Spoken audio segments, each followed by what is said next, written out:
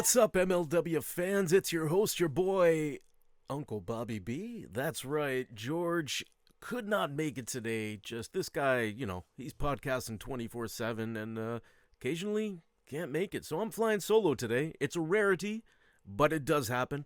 Thank you for joining me. It's probably going to be a little bit of a faster episode because there's going to be no banter. It's just going to be me rambling on. So we'll try to keep it pretty quick for you. Thanks for tuning in, whether you're tuning in on Straight Talk Wrestling or via Sunday night's main event, snmeradio.com. We appreciate you no matter where you're listening.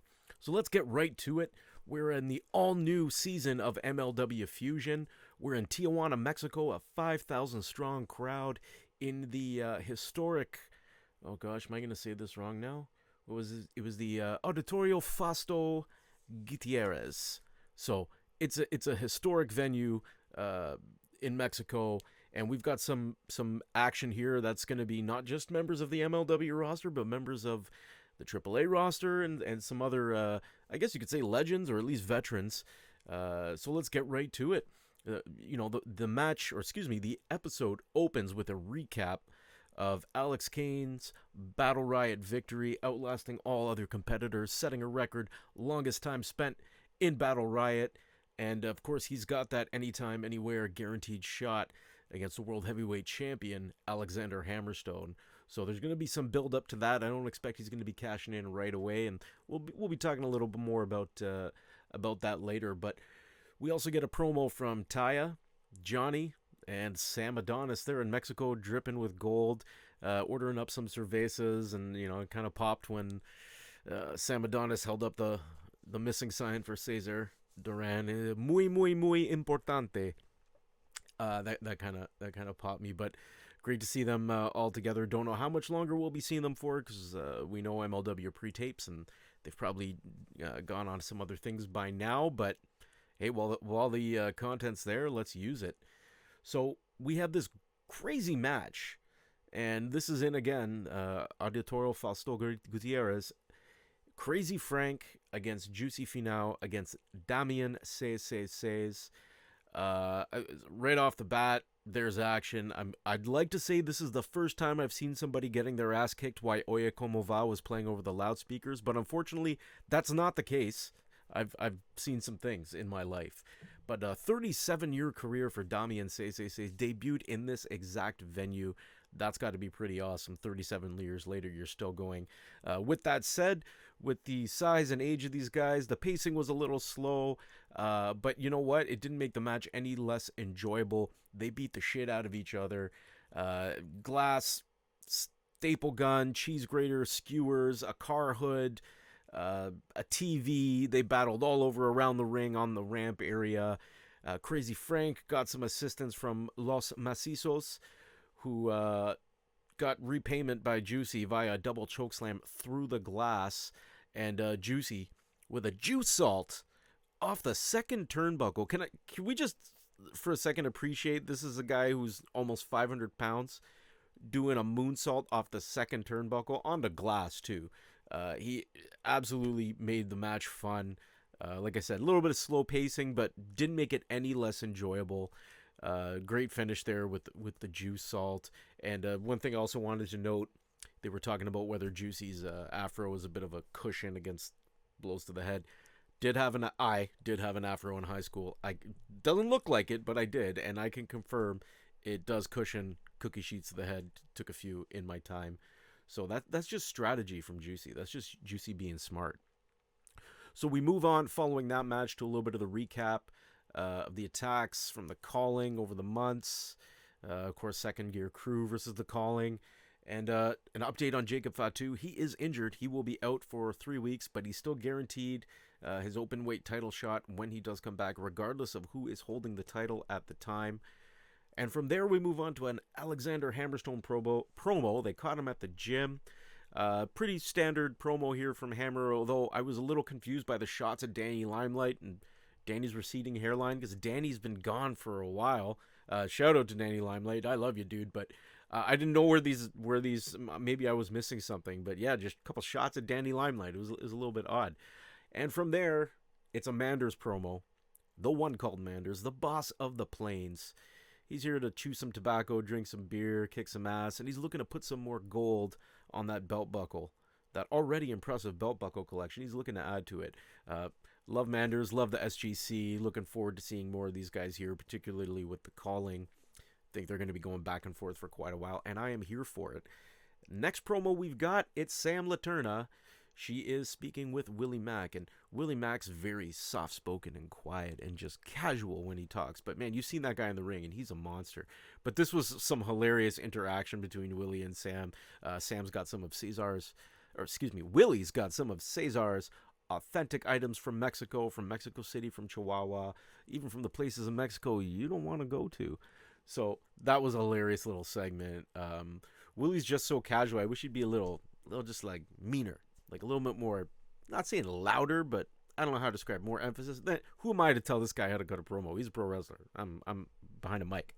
So Willie Mack, you're the man. Don't care either way. Following that, Mr. Saint Laurent walking, and he's interrupted by the SGC. They're looking for Microman. Mr. Saint Laurent says, "Look, I don't know where he is. Don't screw with my meal ticket." Odd, a little bit of heelish behavior from Mr. Saint Laurent, but okay, sure. Seems like he's usually Microman's kind of champion behind the scenes, but could we be seeing a little bit of a turn here? In any case, SGC eventually does hook up with Microman. They got some beers. Everybody's happy, including me. No issues there. Next up, we've got a press conference from Alex Kane. And Alex Kane at one point is asked, "What is your contract status?" He says, "My contract status is money." And that pretty much describes this whole segment. It was just money. It was hilarious. Alex Kane doing Alex Kane things. The way I watched it, it seemed like none of this was pre-written. It was just Alex shooting on the fly, which it came off great because it seemed like an actual press conference. The match against Hammer, it is going to come. Not necessarily right now, but it's coming. And apparently the man behind the Bomaye Fight Club will eventually be revealed. It doesn't specify when or where, just said, at a pay-per-view at some point. So that'll be interesting because, Alex Kane is the de facto head of the Bomaye Fight Club, but who is behind him? Is there a money man? Is there some sort of shady character that is pulling strings behind the scenes? I don't know. But in any case, you got to hand it to Alex Kane, because anytime you have a guy like Alex Kane is a bad man. He's a heel, okay? He's doing bad man things. Yet the crowd cannot get enough of him. He's over as a heel. That's about as good as you can get. He's just been unbelievable over the past couple years. It's been a pleasure watching this guy rise. And I think he's going to give Hammer a real run for his money. And, if Hammer doesn't have backup like Alex Kane has with the Bomaye Fight Club, the crowd could be chanting Bomaye at the end of that match. So who knows what's going to happen. Final match on the card. And this is a part of the MLW Super Series, working with AAA out of Mexico. So we got La Heidra, Dalys, Sexy Star, and of course the MLW Featherweight Champion and the AAA Reinas de Reinas Champion, of course, Taya Valkyrie, who you can't help but love Taya Valkyrie. Like, she's such a talented worker. She's an elite women's wrestler. She's also Canadian, so, a little bit of a bias there. I'm not going to lie, but big fan of Taya. This match, I wasn't really sure what to expect because I'm not overly familiar with all the other ladies that were working. Dalys, apparently, as the commentators were saying, Joe and Christian Cole, I believe, is the new member of the backstage crew. Dalys comes from what's the word I'm looking for? Dynasty. She comes from a dynasty, her family members, her husband. So there's a lot of history there. And, of course, Sexy Star, not the original Sexy Star. As is common in Mexico, a name can be passed on to another individual. But speaking of, it was at the end of the match, it was Sexy Star and Taya Valkyrie going at it in the middle of the ring. And if you remember, Sexy Star did challenge Taya Valkyrie back when Taya became the Featherweight Champion. And that challenge, they did tangle before, but I think there was more bad blood there that they didn't have a chance to settle. So this match was a chance to settle it. Nothing extremely notable that popped out on this match. It was just a solid match. All these women were really solid workers. There was no flaws. Of course, Taya getting the win. Road to Valhalla. Taya retains both the MLW Featherweight Championship, Women's Featherweight Championship, and the Triple Reinas de Reinas Championship. So Taya remains on top. And one thing I did neglect to mention is that we heard from Delmy Exo during this episode. And of course, Delmy signed to a new deal with MLW.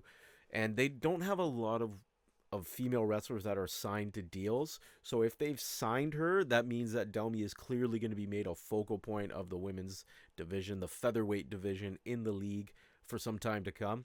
Looking forward to seeing what happens with that. We're going to have to get Delmy Exo on the show. I think I mentioned it in the last episode, but she's billing herself as the God Queen. If that's not from Borderlands 3, I'll eat the blanket that's on my chair behind me. It's a pink blanket. It's awesome. But that about wraps it up for this month. This week. We've got a new season of Fusion that's debuting. Obviously, Fusion airs on Wednesdays as opposed to Underground, which was airing on Reels on Tuesdays. So if you're listening to the podcast, keep a lookout for us. We're probably going to be releasing Friday or Saturday, depending on where you're listening. Don't forget to follow George and the podcast, Straight Talk Wrestling, across all platforms. We are also featured on the Sunday Nights Main Event Radio Network. That's snmeradio.com. You can follow me, Uncle Bobby B, at The Real Uncle Bobby B on Instagram. And that's about all I use because I'm trying to do less social media, not more. George is always telling me, you got to do Twitter, bro. I can't. I'm trying to do less social media. So catch me there on Instagram. Again, Straight Talk Wrestling across all platforms. Thank you for tuning in. We'll catch you next week when the boys will be back together. And until next time, it's Uncle Bobby B saying adios.